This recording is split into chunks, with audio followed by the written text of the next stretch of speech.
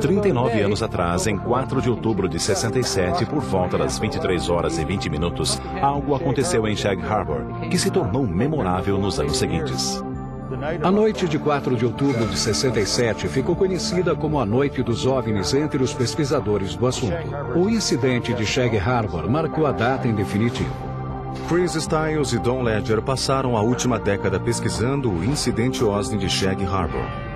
O caso, largamente divulgado no Canadá na ocasião, foi totalmente esquecido nos anos subsequentes. No entanto, o livro lançado pela dupla em 2001, Dark Object, reabriu o caso e lançou nova luz às inúmeras observações de OSNIs daquela noite e das semanas seguintes. A razão pela qual o incidente de Shag Harbor se sobressaiu e eclipsou a importância das outras observações de OVNIs deveu-se ao fato de algo ter descido dos céus e entrado na água com muita luminosidade e barulho. O interessante é que no início ninguém associou o fato aos OVNIs. Muitos telefonemas foram dados imediatamente à Polícia Real Canadense mais próxima. E neles as pessoas diziam que tinham visto luzes ou que um avião podia ter caído no mar. A preocupação e o interesse eram no sentido de procurar por sobreviventes. Ninguém mencionou um OVNI.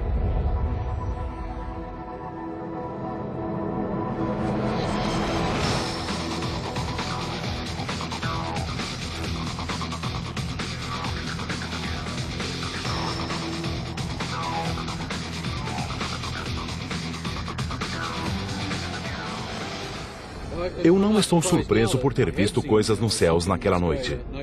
Por toda a Nova Escócia, naquela hora, houve muitos e muitos comentários sobre OVNIs. Logo depois da curva está Shag Harbor. Foi ali que as pessoas se reuniram e observaram o que quer que tenha acontecido há 39 anos.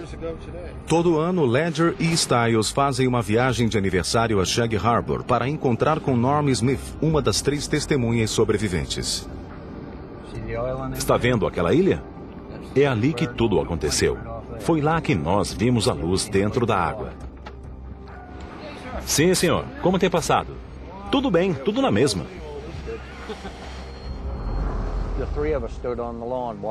Nós 3 ficamos no gramado observando as luzes. Eventualmente elas começaram a se mover em nossa direção e depois arremeteram contra o solo. Pensamos que era um acidente de avião. Então, pegamos o carro do meu pai e viemos até este ponto, ao lado da árvore irlandesa. Quando chegamos aqui, havia mais umas 10 pessoas. Observamos as luzes na água por uns 2 ou 3 minutos, até que elas desapareceram. O que aconteceu depois é incontestável. Antes da meia-noite de quarta-feira, 4 de outubro, os oficiais da Polícia Real Canadense, que também presenciaram o evento, vasculharam a água em barcos até às 3 da manhã com a ajuda de vários pescadores locais, inclusive Norm Smith. Ao meio-dia de sexta-feira, 6 de outubro, mergulhadores da Marinha Canadense de Halifax chegaram e vasculharam a área durante todo o fim de semana. Eventualmente, 7 mergulhadores foram despachados da unidade de Halifax e levados a Shag Harbor. Eles trabalharam duro durante todo o fim de semana. Na manhã de segunda-feira, a busca foi dada como concluída. E no relatório aparecia apenas a palavra OVNI, circulada e grifada. De acordo com relatórios do governo, o objeto viajara do sul para o norte ao longo do litoral da Nova Escócia. A certa altura, ele parou e ficou planando. Então, por volta das 23 horas e 20 minutos, o objeto mergulhou na água sob um ângulo de 45 graus a 270 metros da costa. Bem atrás de mim foi onde vimos as luzes, na ilha Bomb Portage, bem atrás de mim. Quando os oficiais da polícia canadense chegaram à costa pela velha estrada número 3, o OVNI ainda estava se movendo sobre a superfície da água. Inclusive, ele parecia deixar um rastro de espuma amarela e densa. Na semana seguinte à do ocorrido, a história se torna ainda mais misteriosa e o caso acaba na primeira página dos jornais canadenses. Tal como Ledger e Styles contam em seu livro, no dia seguinte àquele em que o incidente foi oficialmente classificado como um evento OVNI, uma segunda nave mergulhou no mar da Nova Escócia e foi se encontrar com a primeira. Então a nave veio descendo em uma velocidade impressionante. Veio através do norte de New Brunswick, passou direto pela Baía de Fundy até o sul de Nova Escócia e mergulhou no mar aqui. As autoridades já sabiam que o objeto tinha se movido sob a água e estacionado no fundo, ficando lá por uma semana. E depois disso, o OSNI começou a se mover na direção do Golfo de Maine, com a guarida de uma segunda nave que ajudava a consertá-lo. E as duas saíram da água e voaram por sobre o Golfo. O que é interessante é que há um segundo relato de observação também em Shag Harbor, sobre dois grupos de luzes, um amarelo e outro laranja, saindo da água e voando para longe. O mistério sobre o evento de 4 de outubro de 1967 continua a instigar debates e pesquisas. Há uma grande quantidade de documentos que interpretam o incidente como a queda de um OVNI. Um dos parágrafos afirma que uma investigação preliminar foi conduzida e que nela foi descoberto que o objeto não era resultado de incêndio ou afundamento de uma aeronave ou de qualquer outro veículo conhecido. Na época, 30 e tantos anos atrás, eu não sabia se aquilo era um OVNI ou outra coisa. Mas ninguém nunca conseguirá me fazer acreditar que não havia nada lá, porque havia sim. A seguir, assista à filmagem inédita de um possível OSNI emergindo das águas da Laguna Cartagena, em Porto Rico. E eles vinham em direção à Laguna Cartagena.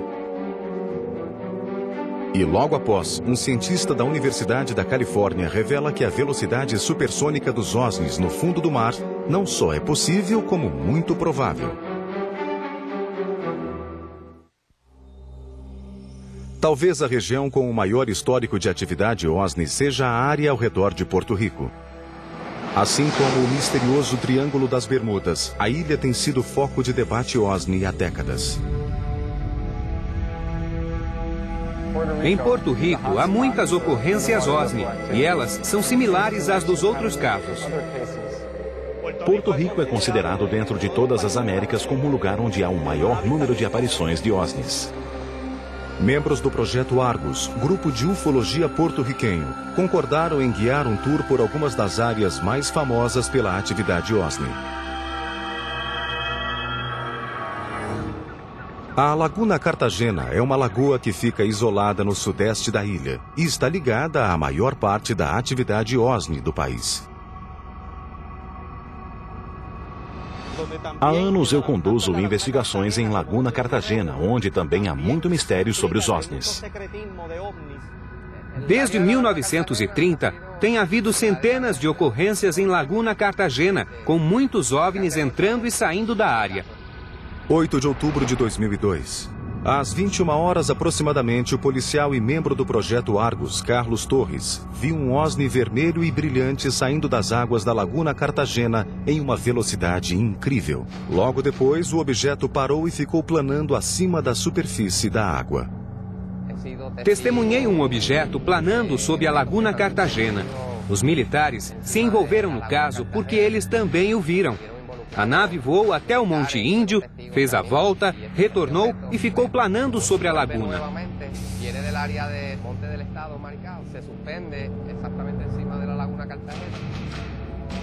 Depois de planar por muitos minutos sobre a área, o objeto mergulhou de volta às águas da lagoa. Outro membro do Argus, Giuseppe Quinones, acredita que conseguiu filmar o mesmo objeto em 2004. Fiz uma filmagem em 20 de novembro de 2004 na área de Laguna Cartagena.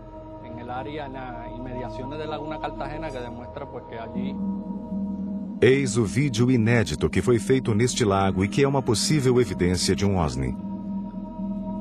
A nave brilhante foi vista ao sair da água e planou por quase 1 minuto antes de voar para longe. Nos anos 90, houve várias tentativas de desacreditar as atividades OSNI, apesar de haver centenas de testemunhas oculares das luzes que entravam e saíam da água. Elas têm sido vistas por todo o país. Os locais mais mencionados são a Laguna Cartagena e a Rota 303. A região de Lajas, por onde passa a Rota 303, tem sido outra fonte de observações de OSNIs e OVNIs. Em 1997, no Monte Índio, pode ter ocorrido a queda de uma nave. Ela deixou a zona de impacto toda chamuscada e muitas perguntas sem resposta. Em 5 de maio de 1997, um OVNI caiu ali e queimou quase tudo no topo da montanha. Havia agentes federais naquela noite e eles abriram algo. Seria um OVNI? Depois do incidente de 97, os oficiais locais do governo começaram a levar mais a sério as aparições de OVNIs e OSNIs. Como resultado direto disso, o prefeito de Lajas, Porto Rico, renomeou a estrada que atravessa a região de Rota OVNI 303. Mas, por enquanto, outras ocorrências OSNI ao redor da ilha pressionam os experts. Nos montes que ladeiam Lajas, um misterioso aeróstato do governo, um radar suspenso por balão, é lançado frequentemente a mais de 6 quilômetros de altitude, teoricamente para monitorar o clima e o tráfego aéreo. Entretanto, os pesquisadores acreditam que a função real do radar seja outra: observar e registrar as atividades OVNI e OSNI.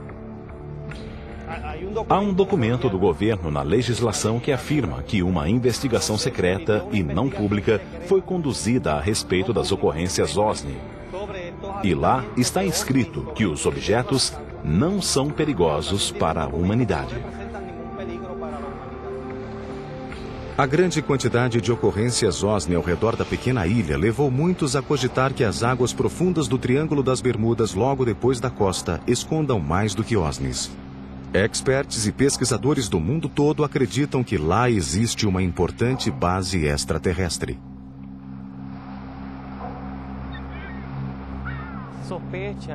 Suspeita-se que haja uma base entre La Pagueira e uma área próxima a Cabo Vermelho. A região tem águas muito profundas e cavernosas e vai até a Laguna Cartagena. Pensa-se que os OSNIs ficam entrando e saindo da água para que possam acessar áreas diferentes dentro das próprias bases subaquáticas. Poderiam todos estes eventos ser fruto do misticismo local ou talvez da lendária influência do Triângulo das Bermudas? Na cultura porto-riquenha, apesar de a maioria das pessoas comentar sobre chupacabra e Triângulo das Bermudas, elas não acreditam em nada disso. Ou será que haveria algo mais? É fato, os OSNIs de Porto Rico são reais. Há centenas de relatos e de testemunhas. É tudo verdade. Eu acho que o fenômeno OVNI é real. Aqui em Porto Rico tem havido centenas de casos. Isto é uma realidade. A seguir, uma possível evidência fotográfica de um OSNI saindo das águas do Golfo Breeze, na Flórida.